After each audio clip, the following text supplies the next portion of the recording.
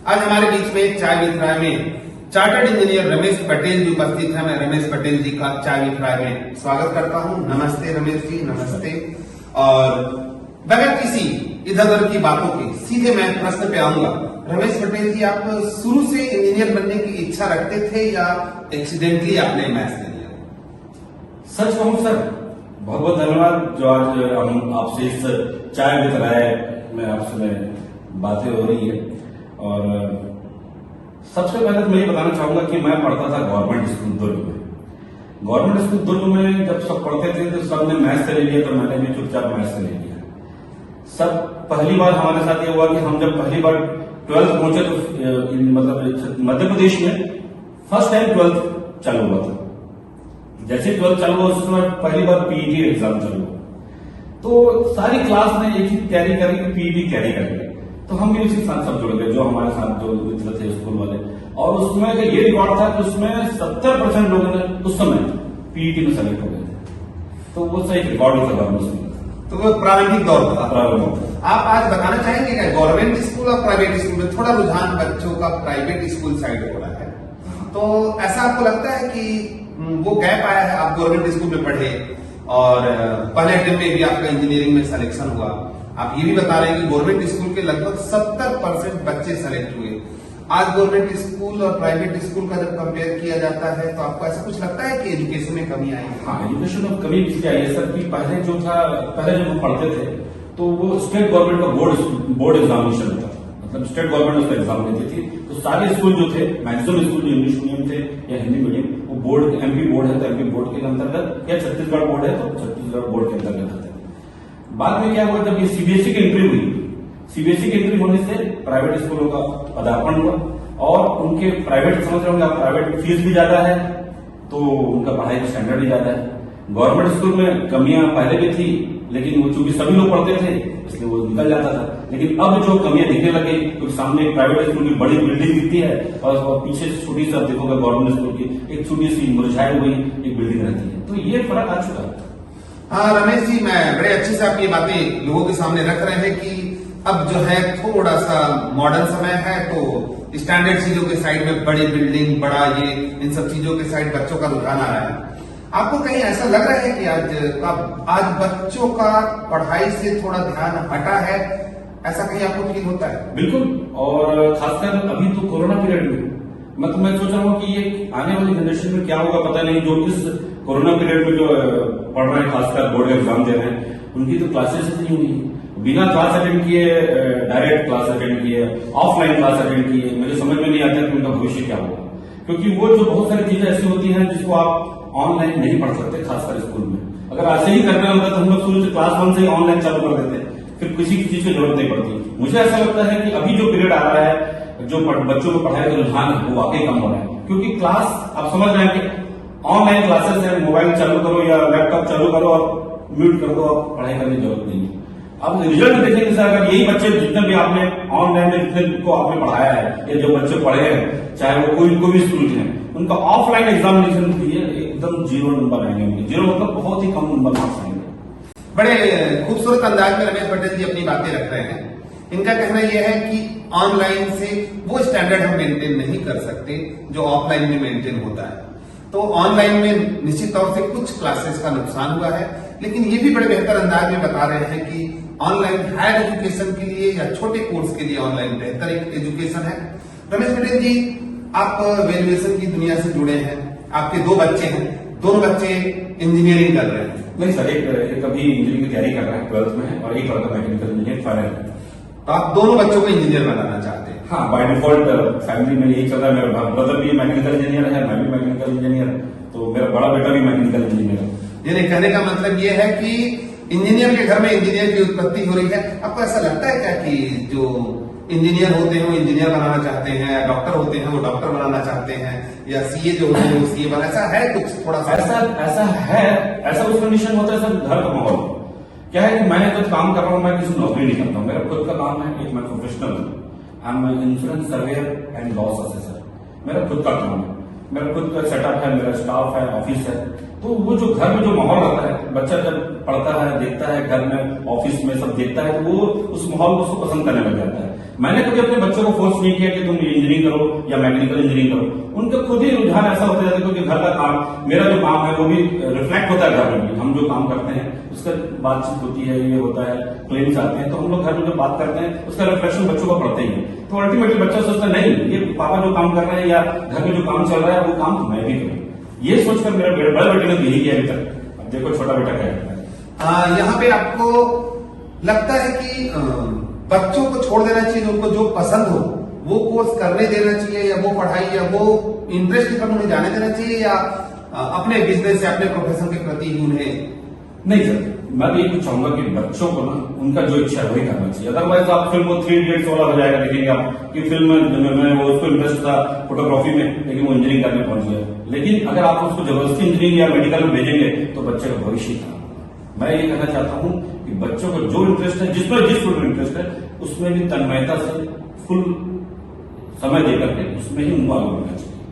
रमेश पटेल जी बड़े खूबसूरत अंदाज में कुछ बातें बता रहे हैं। रमेश पटेल जी, आप जब स्कूल में पढ़ते थे, मैं ऐसा सुना हूं या जानकारी है कि 12th में जब आप पढ़ते थे या इसके बाद जब आप इंजीनियरिंग कॉलेज में गए, तो आपके फ्रेंड सर्कल में आपको शत्रुघ्न सिन्हा के नाम से लोग बोलते थे, और शत्रुघ्न सिन्हा के आप कुछ डायलॉग भी बोला करते थे। इसमें कहाँ तक सच्चाई है? सर क्या है कि जब मैं स्कूल में पढ़ता था तो हम लोग का कुछ फ्रेंड का सर्कल था, वो मिमिक्री करने के लिए फेमस था कॉलेज में। तो मैं जब मेरी आवाज थोड़ा सा कर्कश टाइप थी, थोड़ा तेज, ये मेरा शौक है, कोई ऐसा वो नहीं है कि मैं कोई प्रोफेशनल मिमिक्री आर्टिस्ट हूँ। मैं हम दोस्तों के बीच में, फैमिली के बीच में कभी कभी ये अपन ये शौक को पूरा कर लेते हैं। और तो मैं चाहूंगा कि शत्रुघ्न सिन्हा का एक डायलॉग बच्चों को भी बताओ, यूथ को भी बताओ कि चार्टर्ड इंजीनियर रमेश पटेल जी शत्रुघ्न सिन्हा की आवाज में क्या बताना चाह रहे हैं, उनकी क्या एक्टिंग करना चाहेंगे। एक छोटा सा किस्सा सुनाता हूँ मिमिक्री के रूप में। शत्रुघ्न सिन्हा जी एक स्कूल पहुंचते हैं, हिंदी मीडियम स्कूल है। शत्रुघ्न सिन्हा जी वहां पहुंचते हैं और देखते हैं क्लास चल रही है, तो सोचते हैं चलो पता करते हैं कैसा स्टैंडर्ड है स्कूल का। तो शत्रुघ्न सिन्हा क्लास पहुंचते हैं, क्लास में टीचर पढ़ा रहे हैं, स्टूडेंट बैठे हुए हैं। शत्रुघ्न सिन्हा जी अपने स्टाइल में पूछता है, who is the class teacher? तो टीचर एक बैठा थे, उन्होंने जवाब दिया, sir I is the class teacher. अब चपड़ गंज, मैं पूछ रहा हूं, मैं who is the class teacher? Sir I is the class teacher. Teacher ने फिर जवाब दिया। सदन से दिमाग खराब हुआ, उन्होंने कहा अबे नाती का ससुर, अरे मेरा ससुर के नाती, मैं तुझसे पूछ रहा हूं, मैं इंग्लिश मीडियम का टीचर है, मैं ये पूछ रहा हूं who is the class teacher? Sir आप जितने बार पूछेंगे हमारा जवाब यही रहेगा, I is the class teacher. Shatrughan Sinha को मन में आया, बोले चल लगता है इसको इसके स्टाइल में पूछना पड़ेगा। शत्रुघ्न सिन्हा ने पूछा, who am the class teacher? Teacher ने तुरंत जवाब दिया, I am the class teacher. बहुत ही बढ़िया रमेश जी, बहुत ही बढ़िया अंदाज में। और बच्चे देख रहे हैं कि एक चार्टर्ड इंजीनियर न केवल वैल्यूएशन का काम करते हैं, न केवल सर्वेयर के रूप में काम करते हैं, न केवल लॉस एसेसर के रूप में काम करते हैं, बल्कि साथ साथ में अपने शौक को भी पाले हुए हैं। और शत्रुघ्न सिन्हा की आवाज में कुछ चीजों को बना करके, कुछ चीजों को सुन के आपके सामने भी प्रस्तुत करते हैं। मैं चाहूंगा कि शत्रुघ्न सिन्हा के एक और डायलॉग हो जाए रमेश जी, जो आपको पसंद हो और आप जो सुनाते हो, बताते हो। फिल्म में मेरे अपने का एक डायलॉग है, शत्रुघ्न सिन्हा बहुत फेमस डायलॉग है। वो शत्रुघ्न सिन्हा आते हैं और पूछते हैं मीना कुमारी से, श्याम कहाँ है? श्याम कहाँ है? श्याम आए तो कहना कि छेलू आया था, और जितनी भी गर्मी हो बेशक मैदान में आ जाना, लेकिन मेरे किसी भी लड़के को हाथ भी लगाया ना तो पूरे मोहल्ले को हिला कर दूंगा मैं। बहुत बढ़िया रमेश जी, बहुत ही बढ़िया। रमेश जी, अभी जो पेरेंट्स और बच्चों के बीच में एक गैप हो रहा है, ऐसा लग रहा है कि शायद बच्चे पेरेंट्स को नहीं समझ पा रहे हैं, या पेरेंट्स बच्चों को नहीं समझ पा रहे हैं, या अपनी बातें एक दूसरे को शेयर नहीं कर पा रहे हैं। क्या इस बात से आप भी सहमत हैं? बिल्कुल सर, मैं 100% सहमत हूँ। उसका बहुत बड़ा कारण ये हो गया है कि एक तो हम लोग जो मोबाइल बच्चों को हाथ में दे दिए, तो बच्चे के पूरे परिवार यार देखोगे आप, एक टेबल में बैठा रहेगा तो वो आपस में बात नहीं करता है, सिर्फ मोबाइल लेके बात करता है। तो गैप तो घर से ही चालू होता है। जब आप घर में ही गैप रखोगे, घर में बच्चे से पेरेंट्स आपस में इंटरेक्शन नहीं होगा, कुछ बात नहीं होगी, तो वो इस टाइप से गैप आएगा नहीं। बच्चे समझ नहीं पा रहे हैं, आज की जनरेशन जो है वो समझ नहीं पा रही है पेरेंट्स को, और पेरेंट्स भी बच्चों को समझा नहीं पा रहे हैं। उसका कारण यह है कि आपस में वार्तालाप न होना। एक पहले एक ऐसा समय होता था, मुझे याद है कि जब हम घर पहुंचते थे तो पिताजी और माताजी बैठे रहते थे तो हम लोग आपस में बात करते थे, स्कूल में क्या पढ़ाई हुई, कैसे पढ़ाई हुई, कौन ने क्या जवाब दिया। आजकल कोई ऐसी इंटरेक्शन कम हो गया, तो ये बहुत बड़ा ड्रॉबैक है। लेकिन आप एक बात कह रहे हैं कि पेरेंट्स और बच्चे सबके हाथ में मोबाइल है। अगर मोबाइल है तो संभव नहीं है, तो ऐसी स्थिति हो गई कि क्लास 1-2 के बच्चों को मोबाइल देना पड़ा। हाँ। इससे हम कैसे अलग रखेंगे? अब ये सर, ये तो अभी कोरोना पीरियड आ चुका था, इस कारण हमको ये बच्चों को भी देना पड़ा, लेकिन इसका आने वाले समय में दुष्परिणाम आएंगे सर, ऐसा मेरा विचार है। और इसका सोल्यूशन वही है सर कि आप कम से कम बच्चों को एक लिमिटेड ऐप वाले मोबाइल ही अपन उनको प्रोवाइड करें, जिसमें कि हम लोग जो सिर्फ पढ़ाई से संबंधित हो या सिर्फ जो अपने एजुकेशन से संबंधित हो। अभी जो अपन जो मोबाइल दे रहे हैं वो पूरा वाइड है, उसमें कोई रिस्ट्रिक्शन नहीं है, बच्चे कुछ भी पढ़ सकते हैं, कुछ भी देख सकते हैं। हमको उस रिस्ट्रिक्शन को रोकना है। मुझे ऐसा सोचता हूँ, मेरा विचार है कि हम ऐसा मोबाइल उनको ऐप दें जिसमें वो सिर्फ पढ़ाई का ही काम हो, बाकी दूसरे कोई चीज ना हो, तभी इस मोबाइल का असली यूज हो पाएगा। यूथ के लिए अगर एक तो अच्छी बातें कहनी होगी, या यूथ के लिए अगर आप कुछ बेहतर कहना चाहते हैं, ऐसे 1-2 पॉइंट बताइए। देखिए, पहले मैं ये कहना चाहता हूं कि भैया देखिए, सबसे पहले आप लोगों को एक विश्वास रखना चाहिए अपने ऊपर कि आप जो हैं वो एक इंडिविजुअल जो है वो एक भगवान का दिया हुआ एक ऐसा है जो किसी के पास नहीं है। आप एक इंडिविजुअल हैं, आपकी एक पहचान अलग है और आप सबसे अलग है, और आप दुनिया का वो हर काम कर सकते हैं जो आप चाहते हैं। तो मैं ये चाहता हूं, सभी से ये कहना चाहता हूं कि जब भी आप जो भी काम करें उसको तन्मयता से, लगन से, अच्छे प्रयास से करें, सफलता आपको जरूर मिलेगी। रमेश पटेल जी ने बड़े यूथ में बड़ा खूबसूरत संदेश दिया कि आप किसी से कम नहीं हैं, आप अलग हैं, आप पूरी दुनिया के एक ऐसे अस्तित्व है जैसे आप जैसा किसी को न बनाया गया है, न ही भगवान ने बनाया है।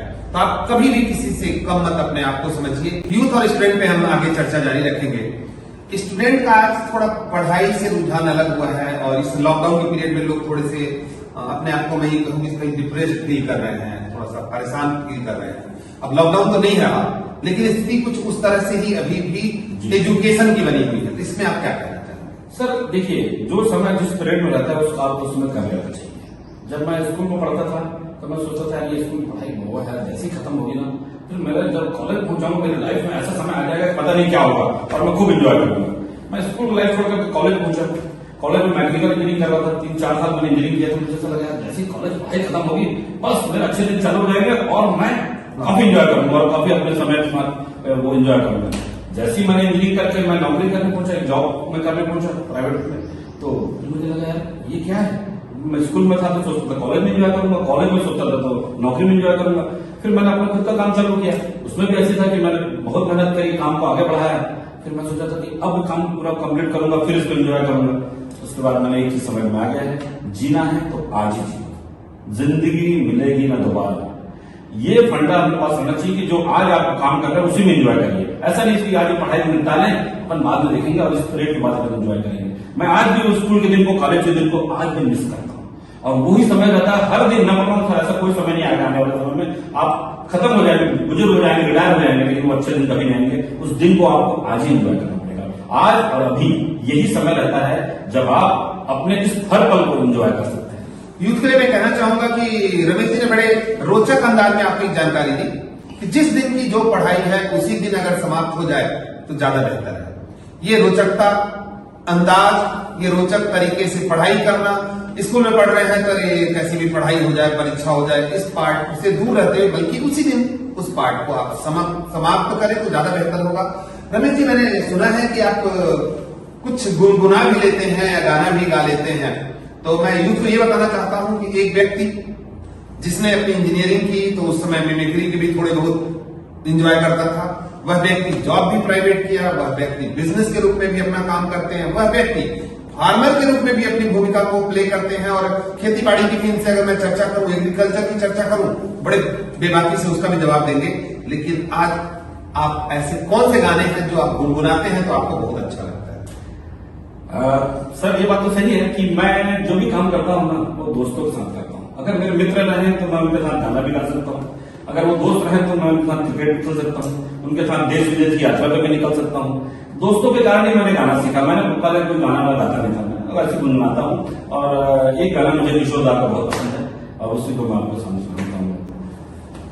जिंदगी का सफर है ये कैसा सफर, कोई समझा नहीं, कोई जाना नहीं। बहुत ही बढ़िया। रमेश जी, शायद बच्चे जब देखेंगे इस चाय विद राय के इस एपिसोड को, जब देखेंगे तो उन्हें इस बात का रियलाइजेशन होगा कि एक व्यक्ति कैसे अपनी चीजों को खूबसूरत तरीके से मैनेज करते हुए आगे बढ़ रहा है। आप अगर आज के स्टूडेंट, आज के यूथ को अगर की पॉइंट के रूप में कुछ बोलना हो तो ऐसे एक दो लाइन आप बताइए की पॉइंट के। की पॉइंट मैं ये कहना चाहूंगा बच्चों की, आप सिर्फ और सिर्फ पढ़ाई पे ध्यान दें, बाकी चीजों को आई एम सॉरी बोलकर छोड़ दीजिए। मतलब कोई भी झंझट हो रहा है, कोई दूसरे काम हो रहे हैं, उसमें आप संलग्न ना हो। आप सबसे सिंपल वर्ड है सॉरी, सॉरी बोलिए और अपने काम में भिड़ जाइए। पढ़ाई की तरफ ध्यान दीजिए, पढ़ाई में अगर आप जिसमें इंटरेस्ट है उसमें ध्यान दीजिए और आपको तरक्की हमेशा मिलेगी। मुझे 100% विश्वास है। एक और एक कारण है कि आप गलत चीजों में इन्वॉल्व न हो।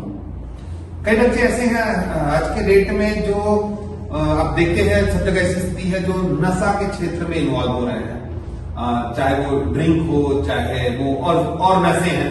तो इस बारे में आप उनको क्या संदेश देंगे? ये तो बहुत ही समाज की बहुत बड़ी बुराई है। इस बुराई को हमें दूर करना चाहिए और बच्चों को खासकर इससे दूर रहना चाहिए। ये एक ऐसा चीज है जिससे कि आपको पूरा कैरियर तबाह हो सकता है।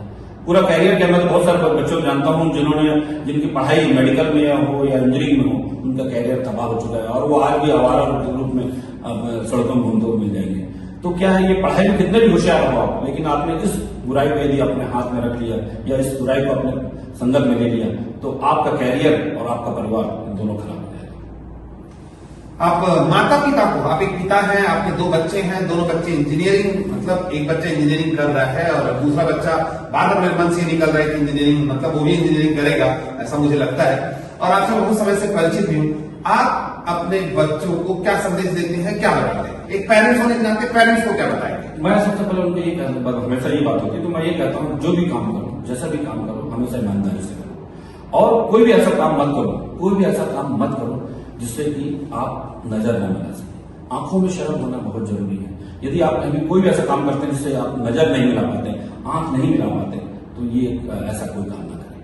मैं ऐसा हमेशा उनको बोलता हूँ और हमेशा उनको ये मोटिवेट करता हूँ, जो भी आपको करना है मन और अच्छे प्रयास से कार्य को करें। बड़ी खूबसूरत आज चर्चा रही चाय विद राय में रमेश पटेल जी के साथ में। फिर हम अगले शनिवार मिलेंगे किसी अगली शख्सियत के साथ। तब तक नमस्ते।